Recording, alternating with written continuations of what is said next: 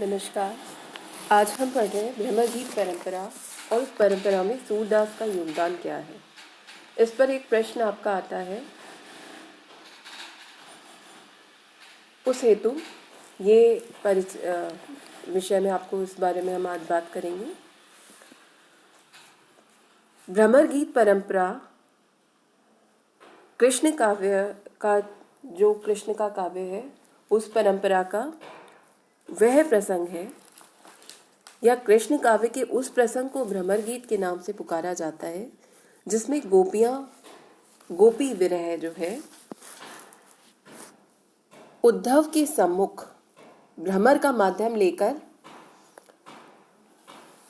आवेदनशील हो उठता है, और जिसमें गोपी हृदय की व्यथा अपने प्रिय की निर्ममता के प्रति उपालंब देती है। अर्थात जब कृष्ण गोपियों को ब्रज में छोड़कर मथुरा चले जाते हैं, तो उनके वियोग में गोपियों की जो दशा होती है, वो दशा भंवरे का माध्यम लेकर जब मुखर होती है, वह प्रसंग गोपी ओका की वह पीड़ा जो है, जिसको व्यक्त करने का माध्यम भ्रमर होता है, वह भ्रमर गीत परंपरा या भ्रमर गीत प्रसंग के नाम से जाना जाता है। श्रीमद् भागवत के दशम स्कंद पूर्वार्ध के 47वें अध्याय में गोपियां कृष्ण के दूत उद्धव के सम्मुख लोक लाज छोड़कर रोती हुई कृष्ण की चर्चा करती हैं।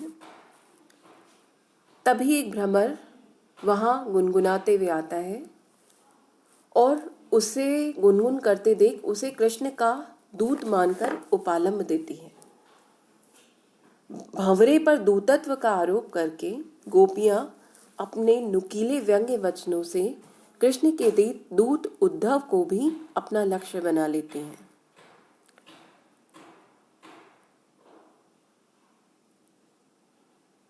यही प्रसंग जब भक्ति काल में मुखर होता है, तो वहां सर्वप्रथम विद्यापति की हम परंपरा की बात करें कि भ्रमर गीत की परंपरा कहाँ से प्रारंभ हुई, श्रीमद् भागवत से हुई। उसका द्वितीय सोपान जो था, वो था भक्ति काल में विद्यापति की पदावली में राधा ने मधुकर को संबोधित करके कृष्ण की निष्ठुरता का उपालंब दिया है विद्यापति कवि के काव्य में। हिंदी में भ्रमर गीत परंपरा के प्रवर्तक सूरदास हैं। सूर ने भागवत से ही इस प्रसंग को लिया है, परंतु सूर ने उद्धव का व्यक्तित्व जो गढ़ा है, वो भागवत के उद्धव से भिन्न है। उन्होंने इस प्रसंग में अपनी मौलिक उद्भावनाएं की हैं, अपने मन से उद्भावनाएं की हैं। भागवत के उद्धव कृष्ण के प्रिय सखा, बृहस्पति के शिष्य, यादवों के मंत्री हैं, परम विद्वान हैं। श्री कृष्ण उन्हें माता पिता गोपियों के वियोग को शांत करने के लिए भेजते हैं, जबकि सूर के उद्धव भक्ति के विरोधी हैं, भक्ति मार्ग के विरोधी हैं। वे अद्वैतवादी, अहंकारी और ज्ञान मार्गी हैं। वे प्रेम की साधना पर या साधना में प्रेम पक्ष पर विश्वास नहीं करते। अतः श्री कृष्ण उनके अहंकार को नष्ट करने के लिए उन्हें गोपियों के पास भेजते हैं। उद्धव जब कृष्ण से गोपियों को भूल जाने की, ब्रज को भूल जाने की बात करते हैं परस्पर, तो कृष्ण को उनका अहंकार का ज्ञान हो जाता है और वो कहते हैं, ऐसे को वैसे बुद्धि होती, ब्रज पटवे तब आने। अगर इसमें भी प्रेम वाली बुद्धि होती तो ये मेरे दुख को समझ पाता। इसके लिए उचित यही है कि इसे एक बार ब्रज में भेजा जाए। ऐसा विचार करके ही वह उन्हें भेजते हैं, क्योंकि उद्धव की दशा इस प्रकार की थी, या आगे रस काव्य प्रकाशे जो वचन प्रकटावे। कृष्ण जब उनके सम्मुख प्रेम की बात करते हैं, अपने माता पिता के प्रेम, ग्वाल बालों के प्रेम, अपने मित्रों के प्रेम, अपने भाइयों के प्रेम, अपनी गोपियों के प्रेम, इस सब की बात करते हैं, तो वो योग का ज्ञान उनके सामने उंडेलने लग जाते हैं। तब उनके अहंकार को दूर करने के लिए वो उन्हें ब्रज भेजते हैं, उद्धव को ब्रज भेजते हैं। तीसरा भक्ति काल में ही जो भ्रमर गीत है वो नंददास का है। नंददास ने भंवर गीत नाम से भ्रमर गीत प्रसंग की रचना की है। नंददास की गोपियां सूर की गोपियों से अधिक तर्कशील हैं। वे सूर की गोपियों की तरह सहज स्वभाव की नहीं है। वे अंत में उद्धव की ज्ञान चर्चा से ऊब कर कृष्ण की अनुराग भक्ति में लीन हो जाती हैं। तब उस परम प्रेम दशा का अनुभव कर उद्धव के ज्ञान का गर्व मिट जाता है। ये भंवर गीत का मुख्य प्रतिपाद्य है। इनके अतिरिक्त भक्ति काल में रहीम, रसखान, घासी राम ने भी उक्त प्रसंग पर स्फुट छंदों की रचना की है। तुलसी ने श्री कृष्ण गीतावली, हरिदाम कृत स्नेह लीला में भी भ्रमर गीत परंपरा के चिन्ह दृष्टिगोचर होते हैं। भक्ति काल में भ्रमर गीत रचना का उद्देश्य सगुण भक्ति का प्रचार था। रीति काल में भी भ्रमर गीत लिखे गए हैं। रीति काल में भक्ति भावना श्रृंगार में संवलित हो गई, अतः राधा कृष्ण अपना देवत्व त्याग कर सामान्य नायक नायिका की भांति विहार करने लगे।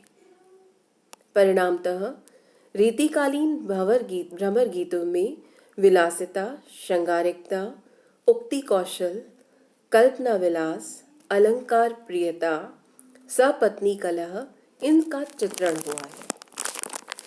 रीतिकाल की जो साहित्यिक प्रवृत्तियां थी काव्य की, वही प्रवृत्तियां यहाँ पर मुखर हुई हैं कि कृष्ण जो है, राधा कृष्ण, वो ईश्वर का अवतार न होकर सामान्य नायक नायिका के रूप में चित्रित हुए हैं। भक्ति काल में तो इस प्रकार जो भक्ति काल में कृष्ण और राधा का स्वरूप था वो रीति काल में थोड़ा निकृष्ट हुआ है, नीचे की ओर आया है। आधुनिक भ्रमर गीत परंपरा की जब हम बात करते हैं, उससे पूर्व रीति काल में ही आलम शेख ने आलम केली की रचना की, ब्रजवासी दास ने ब्रजविलास की रचना की। इन ग्रंथों में भ्रमर गीत प्रसंगों का दर्शन होता है। आधुनिक भ्रमर गीत परंपरा की जब हम बात करते हैं तो भक्ति व रीतिकालीन तत्वों के साथ वर्तमान परिप्रेक्ष्य में नवीन तत्वों का समावेश यहाँ पर हुआ है। इस श्रृंखला में पहले कवि हैं सत्यनारायण कविरत्न, जिन्होंने भ्रमर दूत की रचना की। सत्यनारायण कविरत्न का भ्रमर दूत राष्ट्रीय चेतना से उत्प्रोत है। इसे गोपियों की विरह व्यथा के स्थान पर यशोदा के मातृ हृदय की विवशता अधिक चित्रित की गई है। श्रृंगार की अपेक्षा वात्सल्य की यह कृति है और यशोदा के माध्यम से मूलतः मातृभूमि की वेदना प्रकट हुई है। ये उस काल की रचना है जब भारत अंग्रेजों की गुलामी में था, भारत अंग्रेजों के ब्रिटेन के अधीन था, इंग्लैंड के अधीन था। तो यहाँ जो भ्रमर गीत है, ये जो सत्यनारायण कविरत्न का, यहाँ पर जो भाव प्रकट हुए हैं वो माँ का पुत्र के प्रति है। कृष्ण पुत्र है, माँ यशोदा है। दूसरी चीज, देशभक्ति से उत्प्रोत रचना है ये, क्योंकि इसमें मातृभूमि की वेदना का प्रकटीकरण हुआ है। इसी काल में दूसरी इसी परंपरा की प्रसिद्ध रचना है अयोध्या सिंह उपाध्याय हरिऔध की प्रिय प्रवास। प्रिय प्रवास में नंद, यशोदा, उद्धव, गोपी और गोपियां, गोप और गोपियां हैं, लेकिन प्रिय प्रवास की जो राधा हैं और गोपियां हैं, वे ना तो कृष्ण को उपालम देती हैं, न व्यंग्य बाणों की बौछार करती हैं। यहाँ राधा कृष्ण की प्रिया के साथ विश्व प्रेम की भावना से पूर्ण आदर्श लोक सेविका है। राधा स्वार्थी नहीं है, बल्कि कृष्ण को प्रेरित करती है कर्म के लिए, कर्मशीलता के लिए, संसार के और समाज के कल्याण के लिए। तीसरी रचना है जगन्नाथ दास का उद्धव शतक। ये जो जगन्नाथ दास का उद्धव शतक है वह खंडकाव्य है। यमुना के बहते कमल को, यमुना की ओर से जो धारा में बहकर नदी की धारा में कमल आ रहा है, उस कमल को देखकर कृष्ण को ब्रज की स्मृति आती है। ब्रज की ओर से जो जल बहकर आ रहा है और उसके साथ जो कमल आ रहा है, उस कमल को देखकर कृष्ण को सहसा ही ब्रज की स्मृति आती है। और इसी हेतु वे उद्धव को भेजते हैं ब्रज, और वहां जाकर गोपियों के साथ सगुण निर्गुण विवाद होता है, परंतु अंत में उद्धव सगुण भक्ति को स्वीकार कर लेते हैं।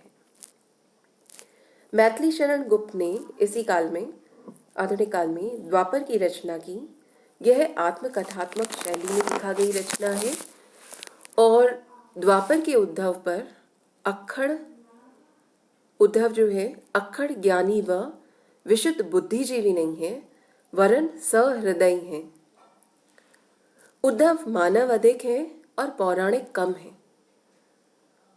साथ ही मैथिली शरण गुप्त की राधा जो है वो कृष्णमय है, और कृष्ण और जो कुब्जा है वो गोपियों के लिए सपत्नी नहीं, बल्कि कृष्ण की सेवा करने वाली है। भ्रमर गीत परंपरा में इस प्रकार की कवियों की रचनाएं हमें प्राप्त होती हैं आधुनिक काल तक। द्वितीय भाग में हम पढ़ेंगे कि भ्रमर गीत परंपरा में सूर का क्या योगदान है।